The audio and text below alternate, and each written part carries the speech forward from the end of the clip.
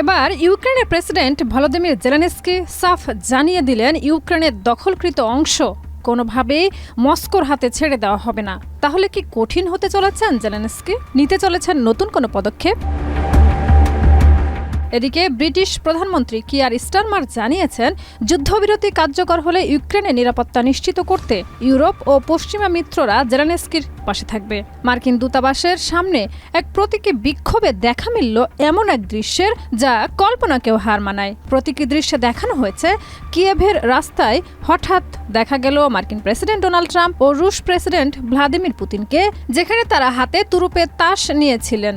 বিক্ষোভকারীরা ক্ষুব্ধ হয়ে ট্রাম্পের বিরুদ্ধে প্রতিবাদ জানাচ্ছিলেন, কারণ তারা মনে করেন যে ইউক্রেনের যুদ্ধ বন্ধের আলোচনায় রাশিয়াকে একের পর এক ছাড় দেওয়ার জন্য ট্রাম্প দায়ী।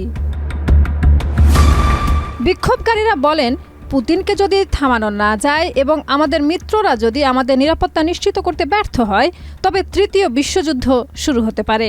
তারা আরও অভিযোগ করেন, বর্তমান মার্কিন প্রেসিডেন্ট আমেরিকানদের মূল্যবোধ বোঝেন না এবং গণতন্ত্র, স্বাধীনতা ও ন্যায়ের মতো গুরুত্বপূর্ণ বিষয়গুলো তার জন্য গুরুত্বহীন। এদিকে মার্কিন প্রেসিডেন্ট ডোনাল্ড ট্রাম্পের সঙ্গে ফোন আলাপের পর রুশ প্রেসিডেন্ট ভ্লাদিমির পুতিন ইউক্রেনের যুদ্ধবিরতির শর্তাবলীতে নতুন কিছু যুক্ত করেছেন। এর প্রতিক্রিয়ায় ব্রিটিশ প্রধানমন্ত্রী কিয়ার স্টারমার ইউরোপীয় নেতাদের সঙ্গে ভার্চুয়াল সামিটের ঘোষণা দেন।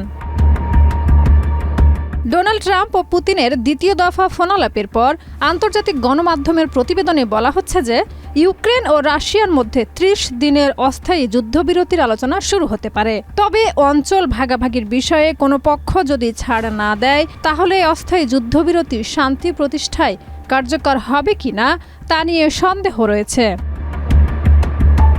শাহিদা রুবি, মাই টিভি।